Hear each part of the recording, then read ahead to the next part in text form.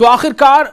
युद्ध विराम वार्ता यानी सीज फायर को लेकर बातचीत की शुरुआत हो गई है। जी हां, यह शुरुआत का हो जाना अपने आप में बहुत बड़ी कामयाबी माना जा सकता है उन तमाम देशों के लिए जो देश ये चाहते थे कि किसी भी सूरत में यह जंग बंद हो, इसलिए कि जंग जब बंद होगी, जंग खत्म हो जाएगी तो आप नाए हुर्मुज यानी स्ट्रेट ऑफ हुर्मुज का मसला हल हो जाएगा और फिर तमाम देशों को जो दिक्कतें आ रही हैं नेचुरल गैस के लिए, एलपीजी के लिए या पेट्रोल के लिए, उसकी दिक्कत दूर हो जाएगी, यहां तक कि अब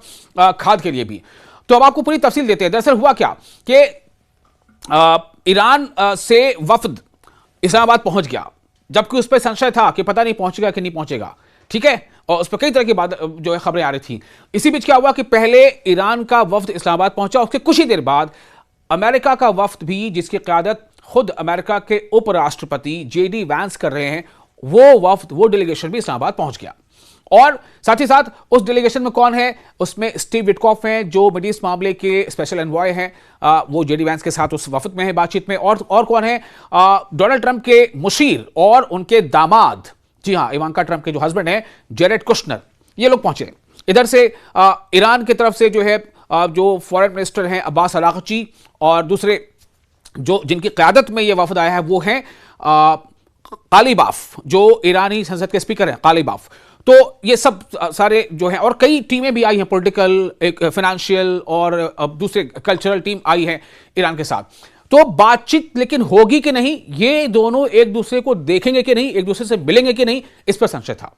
लेकिन अब चूंकि इस बातचीत के होने से पहले ईरान की तरफ से दो मांगे रखी गई थी कि दो बातें हैं, अगर उनको मान लिया जाता है तो ही ईरान जो है वो बातचीत के टेबल पर आएगा अमेरिका के साथ। वो दो बातें क्या थी? वो दो बातें ये थी कि ऑल फ्रंट एग्रेशन रुकना चाहिए। एग्रेशन मतलब अटैक, हमला। तो हमला एक तो जिस दिन से ये लागू हो गया युद्ध विराम, 8 तारीख से ये लागू है, तो अमेरिका का हमला ईरान पर नहीं हो रहा है, इसराइल का हमला भी ईरान पर नहीं हो रहा है। हालांकि लागू होने के कुछ चंद एक घंटे पहले या एक घंटे बाद तक एक दो ड्रोन्स के हमले हुए हैं, वो दोनों तरफ से हुए हैं, लेकिन उसमें ये माना जाता है कि भाई कंफर्म कर लें हुआ कि नहीं हुआ। बहरहाल तो हमले नहीं हो रहे, आपको पता है। न तो वो ईरान की तरफ से बराज ऑफ मिसाइल इसराइल पर दागे जा रहे हैं, ना इसराइल जो है वो बमबारी कर रहा है ईरान में, और ना अमेरिका बमबारी कर रहा है। लेकिन इसराइल ने धुआंधार बमबारी की है लेबनान पर, खासतौर से एक दिन पहले, कल। तो उसके बाद क्या था, ईरान का मौकफ यह था कि चूंकि इसराइल लेबनान पर लगातार हमले कर रहा है, तो जब तक इसराइल लेबनान पर हमले रोक नहीं देता तब तक हम बातचीत कर ही नहीं सकते, हम बातचीत के बारे में सोच भी नहीं सकते। अब डोनाल्ड ट्रंप पे दबाव था कि अगर वो वाकई चाहते हैं कि बातचीत हो और अमेरिका इस जंगनुमा दलदल से जिसमें अमेरिका के पैर फंसते जा रहे हैं वो बाहर निकाले अपने पैर, तो डोनाल्ड ट्रंप के लिए जरूरी था कि वो इसराइल को समझाए, नेतन्याहू को समझाए कि वो हमले रोके।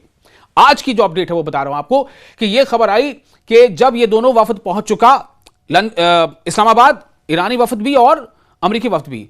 तो जब अमेरिका से यह दबाव बनाया गया ईरान की तरफ से, तो अमेरिका ने यानी डोनाल्ड ट्रंप ने फोन किया किसे, डोनाल्ड ट्रंप बेंजामिन नेतन्याहू को, और कहा कि आप हमले रोक दीजिए।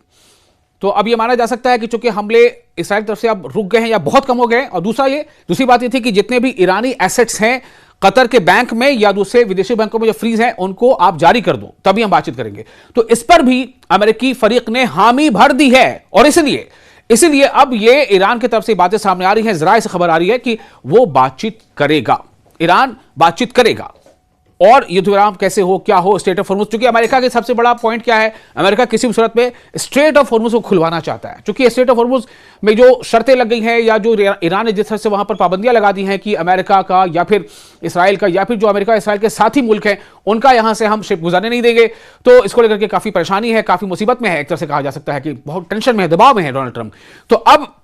ये दोनों बातें अगर वाकई मान ली गई हैं तो आप समझिए कि बातचीत की शुरुआत हो रही है, और ये बातचीत की शुरुआत का आगाज ही अपने आप में एक छोटी कामयाबी कही जा सकती है। क्योंकि यहां से क्या होगा, यहां से ये होगा कि इसका बातचीत अगर होती है तो फिर आगे भी चीजें ऐसी उम्मीद करनी चाहिए कि मामले हल होते रहेंगे, और तमाम मुल्कों में ये जो एक डर खौफ बन गया है, ये जो परेशानी आ गई है, वो परेशानी जो है कम होगी। इसके बारे में अपडेट आपको हम लगातार देते रहेंगे।